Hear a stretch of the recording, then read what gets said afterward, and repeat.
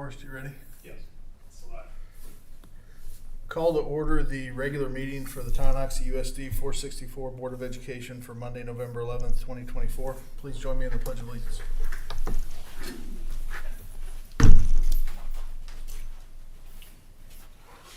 I pledge allegiance to the flag of the United States of America and to the republic for which it stands, one nation, under God, indivisible, with liberty and justice for all.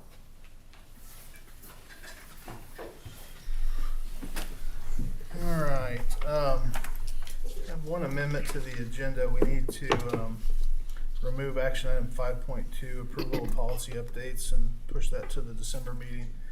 I would move that we approve the agenda with striking action item 5.2. Is there a second? Second. All those in favor, raise your right hand. Opposed, same sign. Motion carried. All right. First presentation, Mrs. Keithman. Good evening. Thank you for having me tonight. I sent you all kind of an update of where we're at. We have hired 5 drivers. I'm very excited about that. So 2 of them are still in training. So hopefully by the time we get everyone trained, we can get away from our A and B routes. So that would be a good thing for everyone, I know. We've really been using our new bus that we got this year. The 19 is the number that we put on it. It holds 3 wheelchairs as well as 19 other students, and so we've used that already on field trips and used it a lot for the United Bowling that was taking place this fall. So that has been a very positive addition to our fleet. As the Tahoe also, we've sent that out multiple times with the debate team and with teachers, so that's getting a lot of use as well. I gave you all an updated list of our fleet for both all of our buses and vehicles, just for your reference. Let's see. Oh, we should be receiving our new bus this week. I did get confirmation from my contact at Midwest Bus. It's supposed to be here on Thursday, so that will be fantastic. We're going to move that to an activity bus and then take one of our activity buses and put it on a route. So that will be another good move. And then, I mean, I'm not really asking for anything tonight. I just would like to keep the process going of trying to get another bus each year so that we can keep going with our fleet, updating our fleet. I will be applying again for that rebate program that I put in for last year, and that I'm working on that now. The applications aren't due until January. And one thing I didn't put on here, of course, just keeping in mind that we are still in need of a bus lot, someplace to plug in, and well lit and that kind of thing, just for safety. But it's going pretty well. Do you have questions for me? Looks like you made some good progress on hiring drivers. Certainly that was a lot of hard work for you guys. What's changed? Have the pay increases made a difference, or what's changed? What's helped? Well, I think the sign, a few of my people have told me that the sign out by the football field.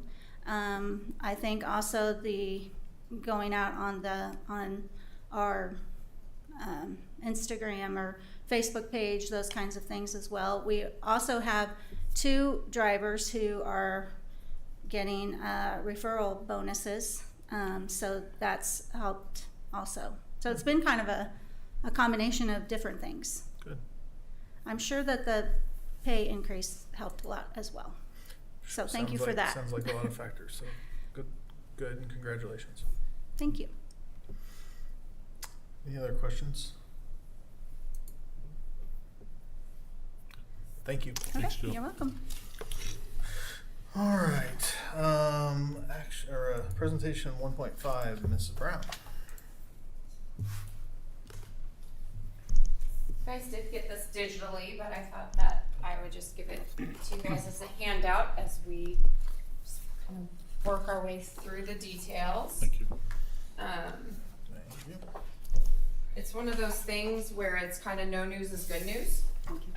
At the middle school, we've had some really good additions so far. So just kind of an overview of some things that we've implemented this school year. We implemented the honors classes. They've gone over really well. We have about between 25 and 30 kids per section. So almost 60 kids per grade level that have decided to do honors classes. We also have an intervention class to be able to fill in any missing skills for students that we've identified. We've also been able to add a STEM elective back into the curriculum that's been really popular. So focusing on a lot of more hands-on projects, bigger projects, utilizing a 3D printer, some architectural builds, things like that. We have a fantastic program that we've implemented with Unified PE and peer mentors. So we've had several general education students sign up to be a peer mentor, to be in the classroom with special ed students where they are there working alongside. So in our FACS class, our industrial arts shop class, PE, they're able to be there working with the students one-on-one, which has been really impactful. Kind of rather than using paras in that role, paras are still there, the adult support is still there, but the students are taking ownership, and the special ed students have really they've really jumped in on those projects and things with a peer mentor, sometimes over an adult mentor. So we also have an instructional coach that is working. She's in our classrooms. She's doing many professional developments about twice a month. So we have an opportunity in our schedule where we're able to have a longer PD time. So she meets with grade level teams about twice a month to do some mini PD sessions over data or instruction in the classroom, things like that. Our early release time, which has been implemented this year, has been highly successful. So teachers are collaborating with each other. We can have faculty meetings. They're looking at data. We did an end of quarter survey of our staff. All of our staff members find it beneficial, and 77% think that will be beneficial for our students as we continue to implement that. So one of the maybes that was a kind of an offshoot section of teachers that are kind of our elective classes, and then that green, that was our special ed group that just was more focused on benefiting the staff, not necessarily benefiting the students. So the response was kind of half and half. So overall, that early release has been very beneficial. Staff are really pleased with it, and they feel like they're making some gains, talking about curriculum, implementing formatives, looking at the data. So really good positive feedback there. We've implemented some policies and protocols into the building. We've gone with away for the day, which is no cell phones from 7:30 to 3:30. It's been an overwhelming success. We kind of thought we'd get a little bit of pushback, and it's been fantastic. It's really cut out a lot of issues, and students are engaged in the classroom. So we also see that kids are not sneaking out of the classroom to maybe use the bathroom where they were, trying to check a text message or anything like that. We see kids in the class from bell to bell. So that's there. If we flip it over to the back, student involvement, we've seen a huge increase in student involvement. 100% of our students are in a club. We have those once a week. We have our peer mentor program that I mentioned earlier with our gen ed students mentoring special ed students. It's been increasingly popular, where we've had students asked to get into the program. Our athletics, our fall athletics, we're at 45% involvement of our 7th and 8th graders. And if we were to take a step back, and if we were to add Science Olympiad, our jazz band, art club, a couple of our additional, I think that 45 would actually jump up quite a bit. We've had the largest number of kids go out for Science Olympiad this year as well. So a lot more students wanting to get involved. High student involvement with our fall fundraiser that we just wrapped up. And we're also seeing an increase in staff involvement. every other week when we're not doing our little mini PD sessions, our teachers are in each other's classrooms doing peer observations. So teachers are in each other's classrooms seeing each other teach. We have those mini professional development sessions that kind of alternate between the PDs and the learning walks. We're doing staff shout outs each Sunday, just a little snapshot of things that we're seeing, really cool things going on in the building. We've implemented a fun little just recognition called the Tireless Warrior. We do that at our faculty meetings. And we've seen a huge increase of staff volunteers at dances and socials. It's something where we just say, hey, we're doing something after school, and staff are just showing up to be there for the kids. Same thing with athletics. We see more teachers and staff members in the stands at athletic events and things like that. And I think it's just a good climate culture, and they're not racing out the door. They're there to see our kids and be champions for our kids. So it's just a really good energy between kids and staff. So it's a little bit of an overview. Very good. Question. Yeah. When you talk about your response of your early release and your time, Uh-huh. and I see 9 responses here, 100%, 77, that's 9 of your staff members? Those are our responded? teams. So we have 9 teams. Fair enough. Yep. So we have Thanks for the we correction. have a math team, a science team. So they answered as a team. Good Fair enough. question. Yep. Okay. They answered as a team. So we had 9. We had all of our teams respond. Very good. Yep. Thank you. Any other questions, comments? I'm really glad to see that they're having to put the cell phones away during the day. That's a huge thing. It's awesome. It truly has been like kids can be kids again. And lunchtime is fantastic. The noise level in the lunchroom is really high, and that's what we want. That means that they're talking to each other. And it's been fantastic. They're playing Uno, they're playing games, they're talking to each other. We also said no Chromebooks. It's an electronic free zone, and kids are being kids. It's been fantastic. Super. All right. Other questions? Thank you. Thanks, Thank Keith. you. All right, presentation 1.6, Forrest.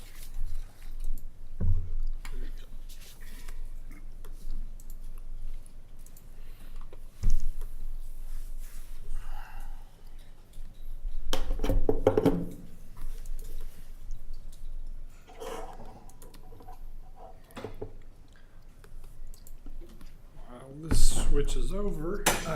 Good evening, everyone. I'm just going to go over some technology updates, some current things we've got going on, and some things that we accomplished even since the last time I spoke with you.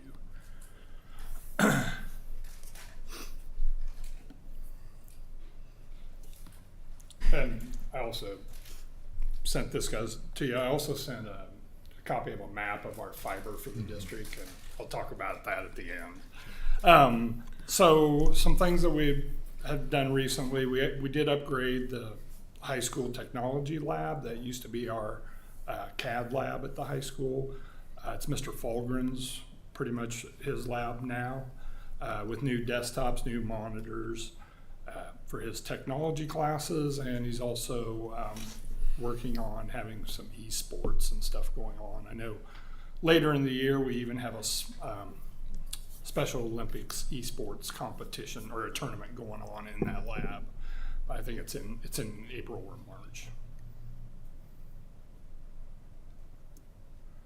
So we did close out SkyAlert completely and switch to School Status Connect for district communication. We still do use Remind a little bit in the district. It's mainly used by some coaches. I also do use ThrillShare, which is part of it's a communication platform through our website. I use it only to send out lunch balance notifications, but the majority of our communications go out through School Status Connect. We did implement a new web filter this year and a teacher Chromebook monitoring system. In the years past, we had used a program called GoGuardian, was our filter, and the teachers used it in the classroom for monitoring student Chromebook usage. I kind of went away from that because of the cost. The cost was just kept going up and up and up. We switched to Deladeo after looking at a couple different filters. I love Deladeo. I'm going to venture to say the kids hate it, so that's probably a good sign for a web filter. It gives us some flexibility. It was a lot more cost effective, and it just frankly does a better job. I mean, it's a step above. Like, it works like a regular filter system a lot. You know, it blocks websites based on the category that the website's put in, but it also goes a step farther, and it uses some AI technology that it can even tell keystrokes that a student's doing on a Chromebook keyboard to tell if they're gaming or not, and it'll block the site. Or if there's inappropriate images on pages, it blurs them out like that. I mean, I say those things, and you might think it might take a while, but it's like a blink of an eye that stuff happens with Deladeo. The teacher monitoring part, it works even better than GoGuardian. It's more reliable. It gives our teachers some flexibility of if they're in teaching a lesson and students are being blocked from a website, the student can request right to the teacher to have the website unblocked.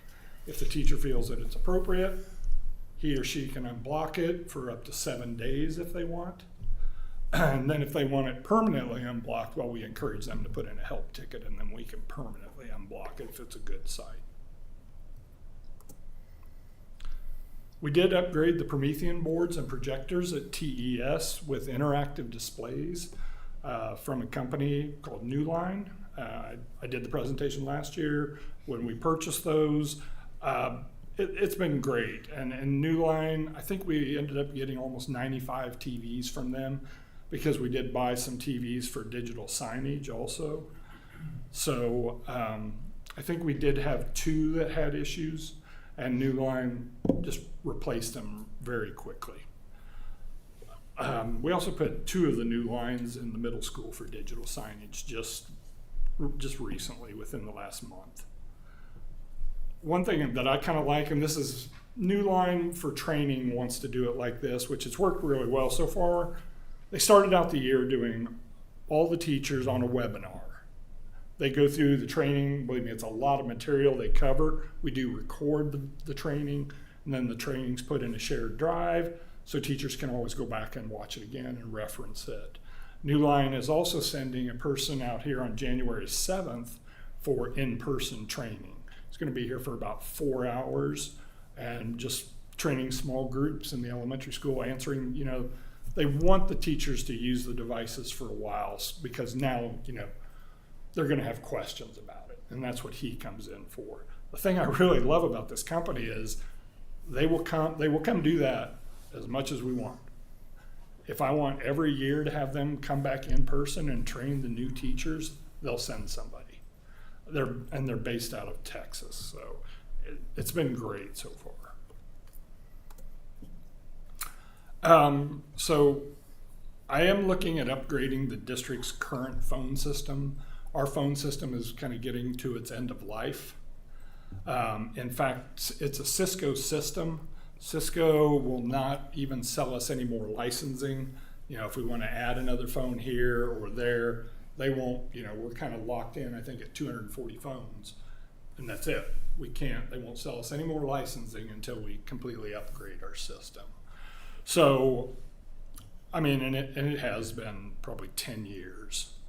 So I plan to have an RFP go out by the end of November. We'll take a look at what comes back in.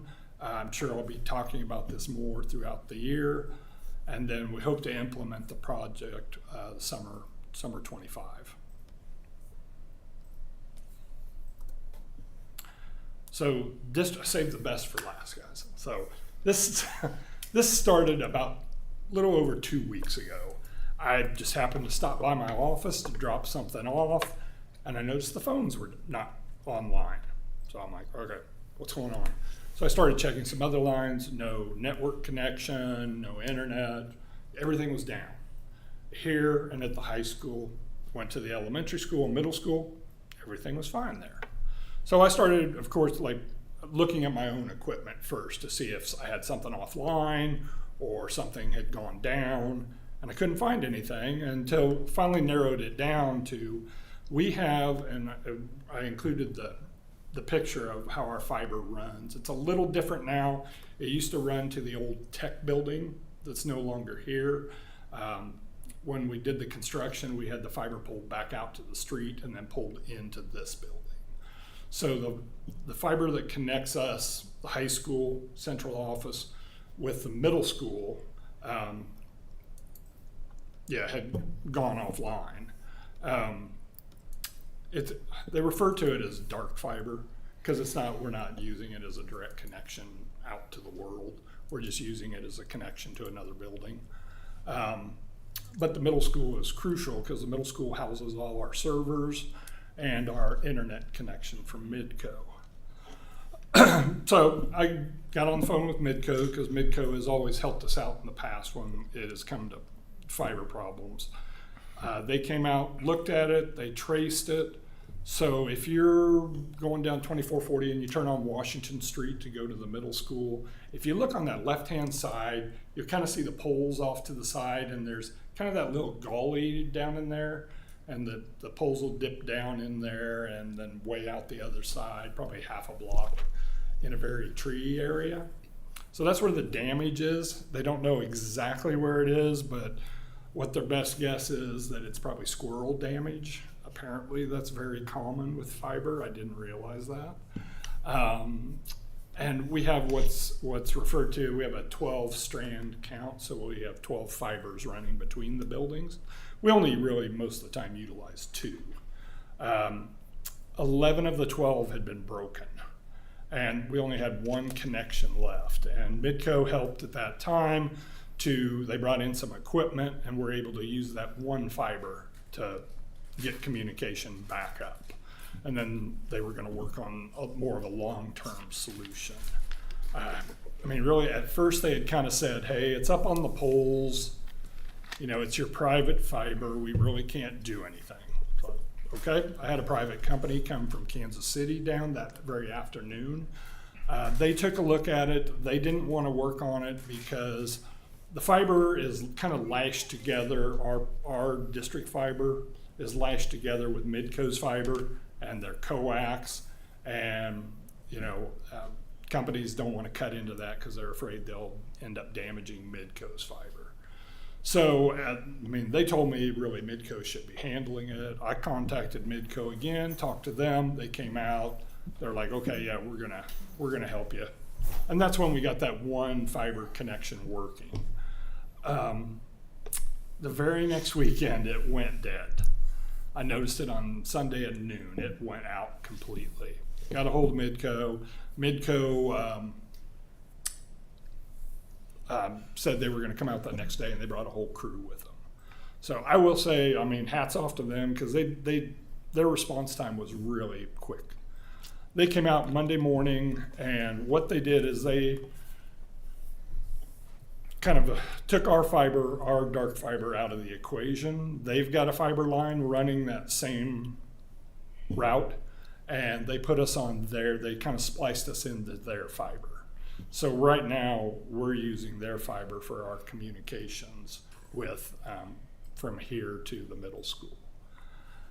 And so our options are, repair the line, or go ahead and just lease what we're connected to now from Midco. Pricing I got from them, I haven't got a formal quote back yet, but it'd probably be an increase of $300 to $400 a month on our internet bill to lease their dark fiber.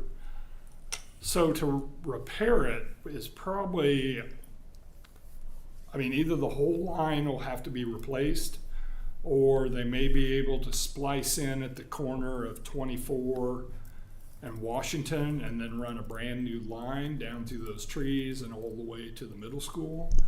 But what I was told is the way the poles are and how far off the road and just down in the area that it's in, they won't be able to get lift trucks for it. So all the like fiber work will have to be done by hand. You know, people will have to climb poles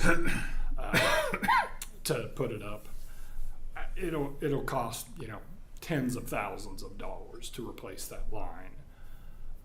With E-rate will pay about 70% of if we go ahead and just lease our dark fiber from Midco.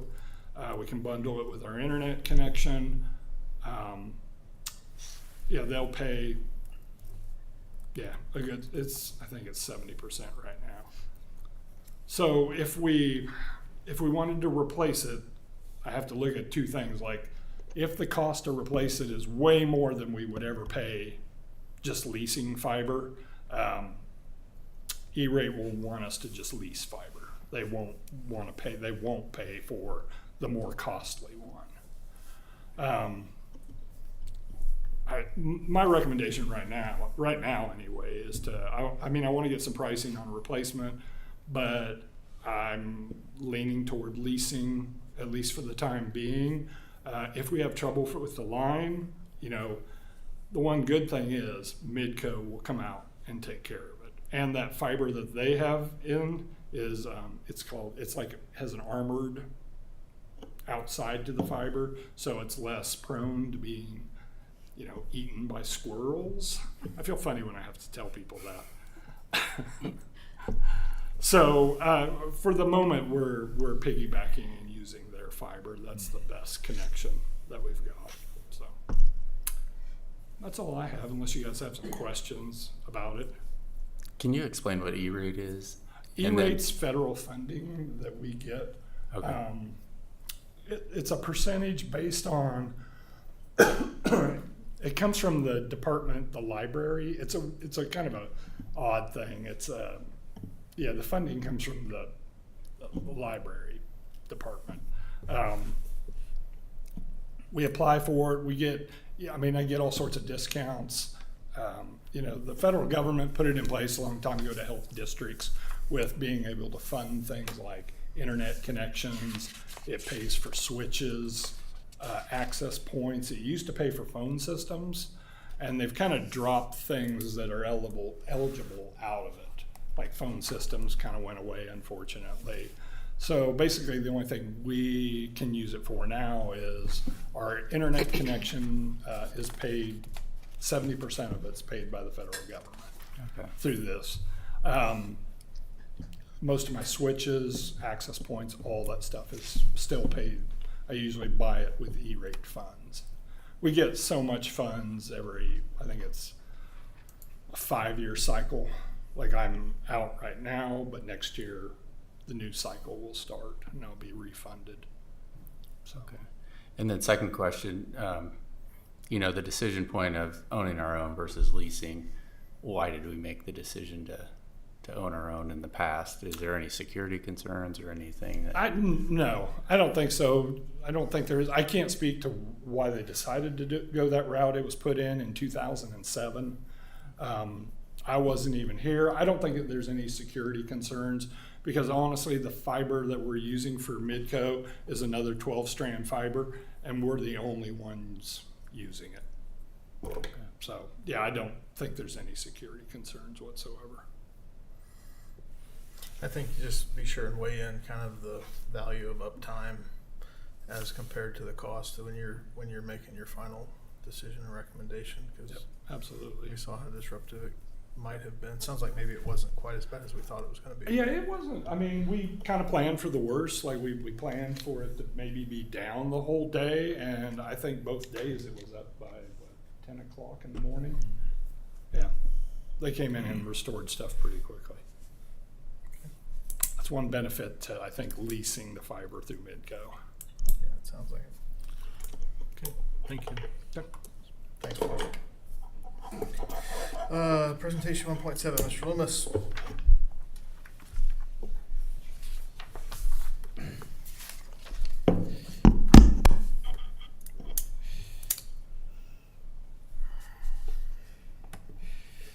I'm going to start just kind of update real quick where we're at with the projects we've been talking about for the last few months, and then I will finish with what you have on your agenda for tonight that we're seeking approval on. So just a couple quick updates. The T-PAC and existing high school roof is complete. We have a punch walk scheduled for next week with Delta and Garland to just kind of finish up that project, but the sheet metal work is done, the overlay is done, and you know, all things, I think we told them before Thanksgiving, so time and cost and everything on time, on budget. The only thing that'll be coming down the pike from that is with the increased drainage on the roof now, we're starting to see, we have some roof drain problems underneath our roof with our drain pipe that was installed in 2005. Has some of the elbows are starting to leak there, so we've got a plumber set up to come in over Thanksgiving break and get that taken care of. And so nothing major there, but just kind of an update as we still do find some leaks and things like that. But we have investigated with them all. I've been there. It is underneath the roof, and so like I said, the roof's done. We'll punch it out and then make our final payment on it, and that project will be done. Just to reiterate, with that project, we have a 30-year no-dollar limit warranty on that roof now. So for the life of most people sitting in this room, involvement in our school, I think we have checked that box. So then the TMS re-roof, this project that we're planning on next summer, we had our pre-bid meeting with about 10 contractors showed up to bid that last week. Their due date is probably going to get pushed back to after Thanksgiving, so I should have a firm bid by December board meeting for that project. And again, it'll be the same thing, just on a little bit bigger scope. So that is off and running. I'm ready to go. I'm going to skip over the TMS. We do not have the update from the engineer on the elementary replacement. Lauren and I have had a lot of conversations just about how we're going to tackle this, but I think right now we are just very much in the gather information portion of that, and then allow ourselves to start making some decisions going forward. So as we get that study, we'll just kind of keep everybody updated, but no real movement there. The middle school multi-purpose field, this one we have made a little bit of headway with, I think. Met with one construction company to come out and kind of get, actually a couple, to just kind of get their opinion on how we should tackle this project. We've got a meeting scheduled with DLR for Thursday of this week, and they're going to come out and take a look at it. Right now, and this is kind of decision one we're trying to make, of getting an actual full-blown architectural design on the entire project we want now and then moving forward, or do we just kind of want to phase it on our own? Obviously the architectural design comes with a cost, and what that cost ends up being will kind of drive that decision. But we had the recommendation to get it designed, to get it laid out. Then I've also had somebody say we should just put the fields in and then build around it as we go. A couple of questions we'd have to answer, but after our meeting with DLR this week, we'll have a lot better idea of how we want to proceed with just the design piece of that project, and to what length.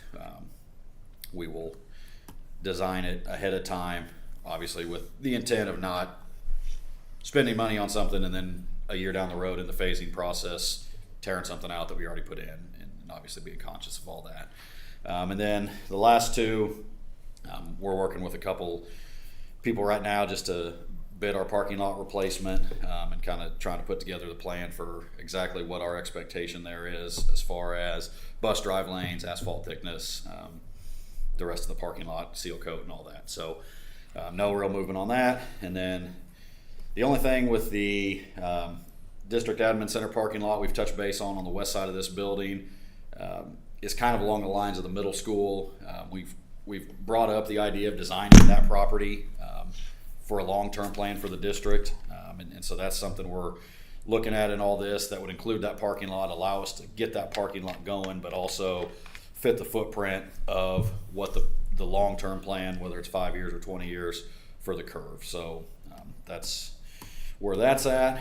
And then included in your package tonight, I put the documentation. We talked a little bit on the T-PAC about the precast panels and the joint sealant. And so what this number that I have here is in that proposal to put new sealant in the joints, tear out the old, and then also seal the precast panels. We had a structural engineer come out and crawl up there and look at it with us, and their recommendation, just over time, those precast panels kind of move forward to back as the building shifts, and recocking them and then resealing that whole upper portion of the T-PAC would give us some longevity and be kind of the right move per their recommendation, just to make sure we obviously don't have any water leakage through the joints, but then also try to limit the movement of those things over the next 20, 30, 40 years. So not looking for any approval of that tonight. It is included in your package just so you guys can take a look at it, and then we'll probably be back in December with that as an action item, but didn't want to just try to slam that in there at the last minute. The timing on that is fairly irrelevant. If it happens next summer during the middle school roof project, we're not putting ourselves in any risk to not do it sooner than later, but it is there, and we just wanted to kind of put that on your radar. So that is all things quick update. And then finally, the TMS RTU replacement, we've kind of talked about this as the first one. So our recommendation tonight is to approve the bid from Trane for $1.617 million to replace all 14 RTUs on the middle school. Just kind of give you a brief overview of how we got here. We reached out to about 4 or 5 manufacturers, so big name people that make RTUs, and asked them to bid this project. Through some of that, whether it be the capability to create units large enough for the project, handle the scope of work. We had two companies, Aon and Trane, that were able to meet the need we had. Both bids came in extremely competitive price-wise, almost to the dollar, very similar. But I think the biggest thing is we were able to budget that price for about $2 million at the jump-off point, and through our bidding process, have not only been able to alleviate some fat in the project, but just also I think both companies were very aware of where they were financially with it, and like as we planned this, we earmarked $2 million for it, and are sitting here looking for 1.6. So I think that's a big win for us right now. I think we have a great pre-existing relationship with Trane. They've served us very well. All the units on the current new high school, from east to west, the whole entire building are new Trane units. And I think just with the conversations I've had with Lauren and our desires to move forward with Trane on this project and approve that tonight, get the material ordered, and then begin that project in the summer as soon as school's out. I think they're pretty confident that they can make that happen. So that is the action item you have tonight. So any questions on the middle school RTU, I think that's going to be the big one. I think so Mitch and Lauren and I talked about it today. I think the only question I had after thinking about it a bit more is, I read through the warranty section, and it seems fairly standard to me in terms of what I would expect to read, but did you have any conversations about the warranty between the two? So the final conversation I had with both was it was probably going to come down to warranty, and it's pretty just 1-to-1 as far as industry standard. Compressors 5 years, 1 year full warranty on the project through the installer. And then it phases out a little bit. Like I said, compressors can be 5 years. Some of the energy wheels will be 10 years. But for the most part, they were I felt an industry standard, I guess is the best way I can put it. But that was kind of the final thing we pressed them on, was I thought if there was going to be a better warranty, that was probably going to play pretty heavy into the bid, and they were both pretty equal. I think we're pretty comfortable with the savings that'll give us over some years. So. My only question is, we talked about efficiency. Is that one of the, from what we have now to So, moving forward? Yeah, the biggest thing on the efficiency, just from an energy savings standpoint, the control upgrade we approved with a newer unit is going to allow our scheduling to maximize and basically just the technology that we're going to have with the new unit and the new control system.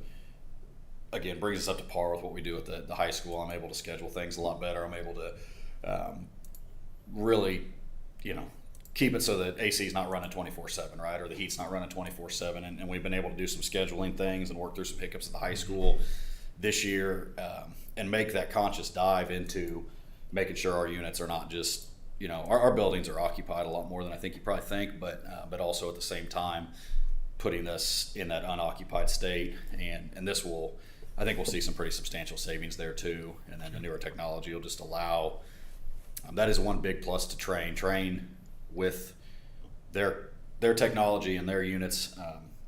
They are able to dive in and look at our stuff remotely. They're able to provide us a lot more feedback, report as far as energy, as far as how our units are performing, and some things like that too. So I think there's a comfort level with that as well. Okay. Any other questions for Mitch? Thank I'll you, sir. probably stick around, so if you Yeah. think of something before vote, Thanks, Mitch. I'll be here. Good job. All right. Entertain a motion to approve the consent agenda. I move that we approve the consent agenda. Is there a second? A second. All those in favor, raise your right hand. Motion carries 6-0. No public comments, I guess. Reports, Mr. Felkamp. Okay, so just a few things here that I put on my report. You've heard this before, but I just want to bring it up again that, we're very proud of Kelly, who just stepped out. She probably saw this coming. But anyway, we're really proud of Kelly actually winning not just only the regional assistant superintendent or Kansas superintendent of the year, but also the Kansas assistant principal of the year at the high school level. And so Cody and I went down last week to Wichita and along with her family, and she received her awards and she made a little speech down there. So as I noted in here, she will be going to Washington DC in April. And that's going to be a great, opportunity for her to meet a lot of people from all across the country. So we wish her the best of luck. I also think it's important that I think the community and the board knows that we are continuing our crisis response action plan. We had a meeting last week with the Tonganoxie Police Department. Probably the step we're in right now is the reunification and communication of our next steps, because you can only imagine, what that looks like if, God forbid there is a incident that we have to move all our students away from the facilities, any of the 3 buildings. And so then that communication that goes out. And so that's been huge. And we'll be having another, what's the best way to, we'll have another drill, I guess is the best way to put it, here I don't know, depending on weather, I guess a little bit, but it'll be coming down the pike here pretty quick. So keep moving on that. We did get the new auditor hired, Gordon CPA from Lawrence, Kansas, and they're already coming in. They were supposed to come in last week, but they got booked up. And so they're coming in, I think, the 12th, tomorrow. They're going to be here tomorrow to work on the 22-23. And then as soon as they get done with that one, they're going to turn their attention to 23-24. So we're going to get all caught up here pretty quickly. We'd like to get all those caught up before actually Christmas. So that's the plan. Had a very nice Veterans Day program Friday. I think we had probably around 45 to 50 veterans. And then when you bring their families in, we had probably close to 100 guests in the gym. So that was very nice. I'm always very proud of the band and the choir. They just do a great job. And that's really a big part of the program. Plus the fact that we have local quilters make those quilts for our veterans, the Quilts of Valor. That's pretty special for all that. So really, really good. Got a district site council meeting coming up tomorrow night. And we actually are trying to branch out and create a new committee. So Becky Nazarode helped with that. And I think we're probably going to have around 25 to 30. And we're trying to get that all RSVP'd. So that starts at 6 o'clock tomorrow night in the PD room. If any board member wants to come and just sit in on that, you're sure welcome to come. But just if we have 4, then it becomes a special board meeting, so we just have to take care of that. But, you know, it's good conversation, a lot of questions and answers from the community. So if you want to, hear some of that, it's great. So I know that Tanya, myself, Becky Nazarode, Brandy Taylor we're going to talk a lot about the strategic plan and some of the academics. Inclement weather meeting, had that meeting. Not only with the Leavenworth superintendents, we had that last week, but we're also got another meeting internally November 18th as we prepare for, we'll see, inclement weather, even though it was about 75 degrees today. And Mitch helps with that. He loves that, along with a lot of other people.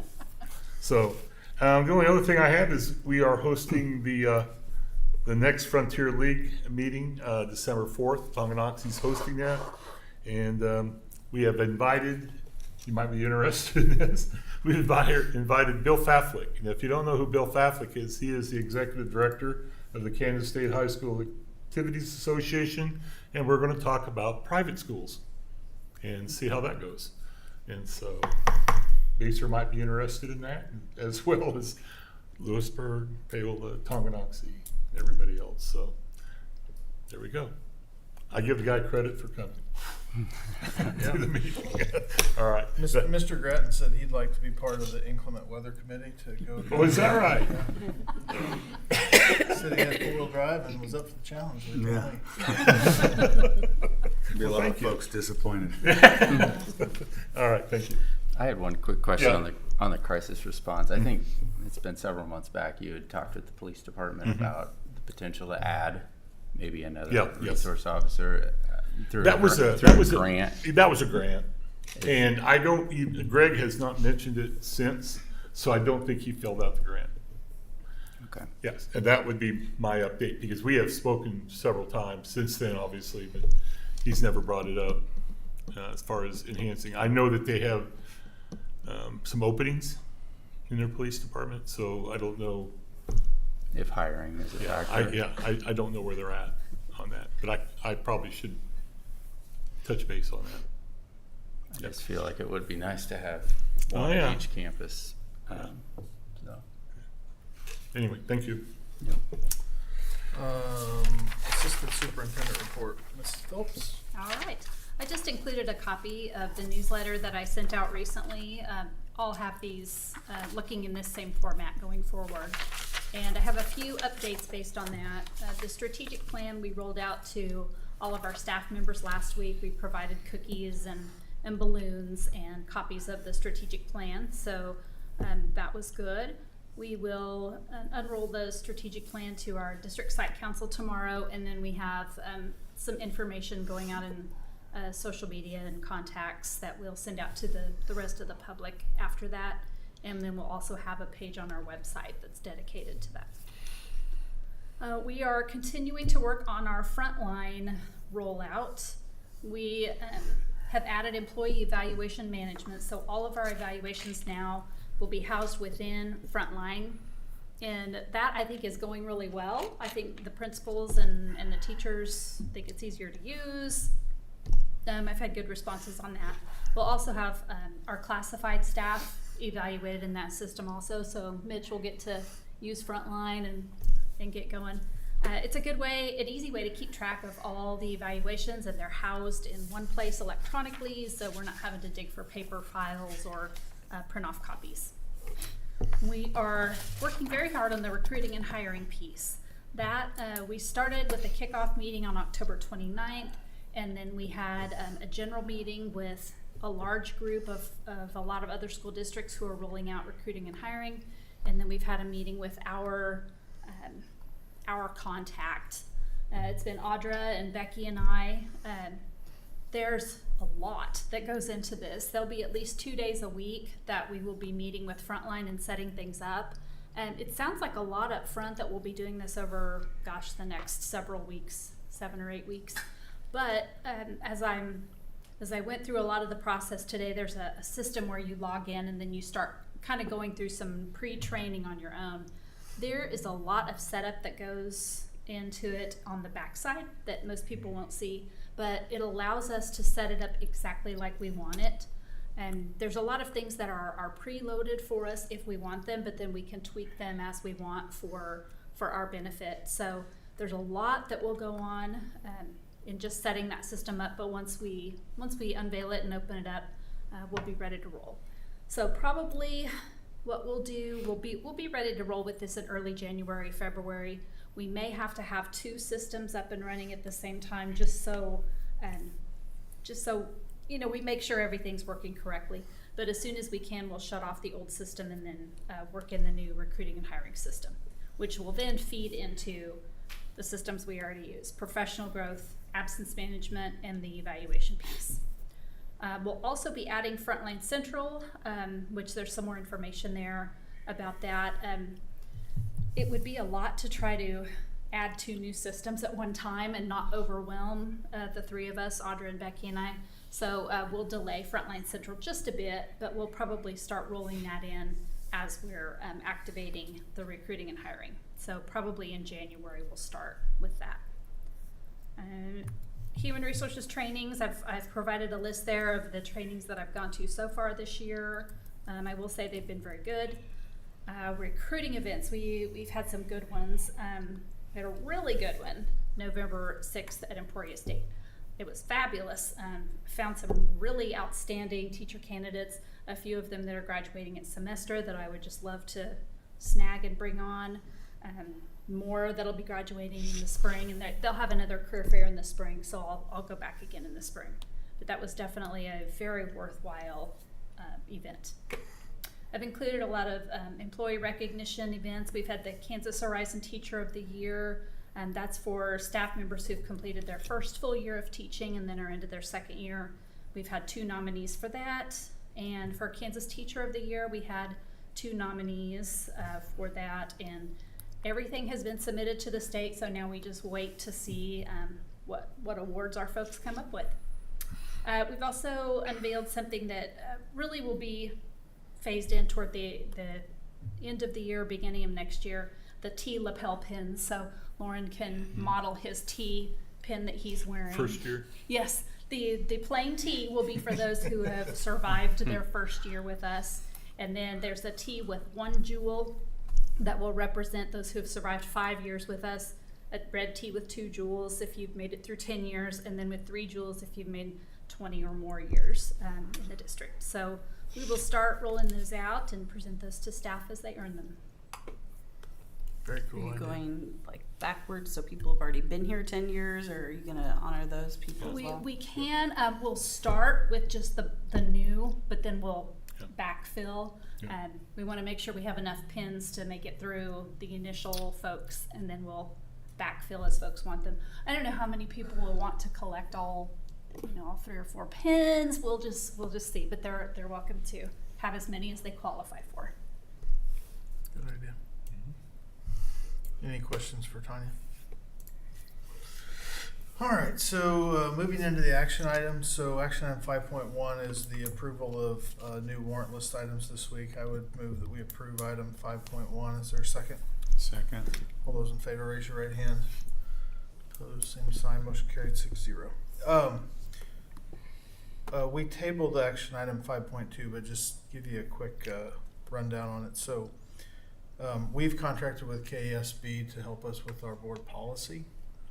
One of the board policy items was around JBCC open enrollment that we approved a few months ago. Right. We communicated back and forth with KSB to understand if their boilerplate language was mandatory, or if some of what we had originally adopted for JBCC would be appropriate. Sounded like we have some latitude there to do what we want. So, Mr. Witt, sometime in the next couple of days, will send out kind of our communication with KSB as well as our language and their language. We will push that to the December meeting. I think our language, original language, gives us a little more flexibility in terms of open enrollment, which would be a positive thing for the district. So Mr. Witt will send that out, but we wanted everybody to have some time to digest, so we're not going to act on that tonight. Action item 5.3, TMS HVAC bids. Any other questions or comments?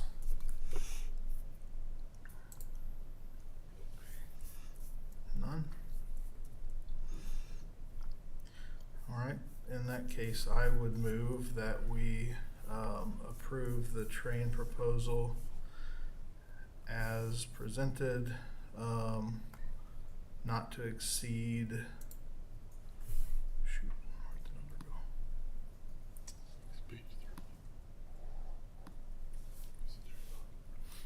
Mitch, what's the number? 1.617. Sorry, not to exceed $1.617 million. Is there a second? Second. All those in favor, raise your right hand. Opposed, same sign, motion carried 6-0. All right, that was the end of the action items, no need for executive session.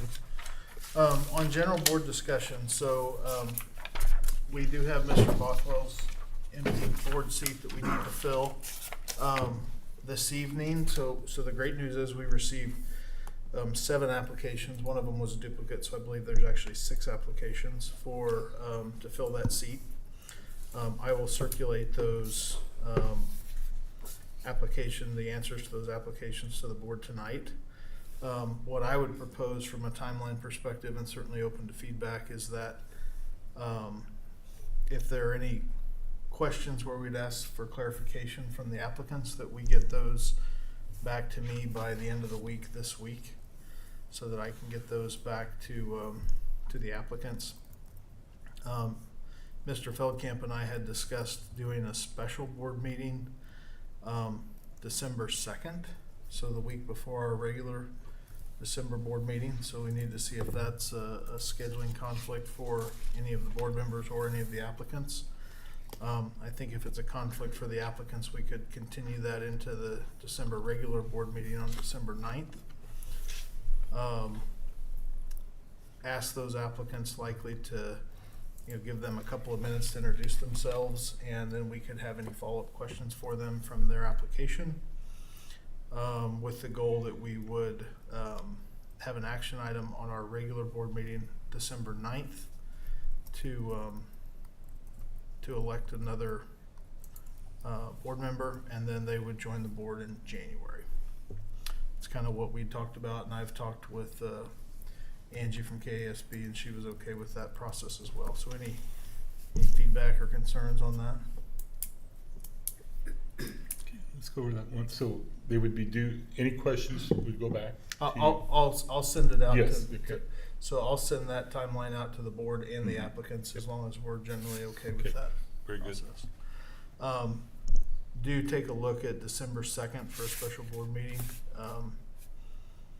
And then the only other thing I would remind everyone with 6 applicants, we will have to vote, and it does have to pass 4, so 4 of the 6 of us to act on that. So kind of a super majority, but has to have 4. Any questions or comments on that process? Okay, I'll send that out to the board and the applicants tonight then. Any other comments? All right, meeting is adjourned. Good job.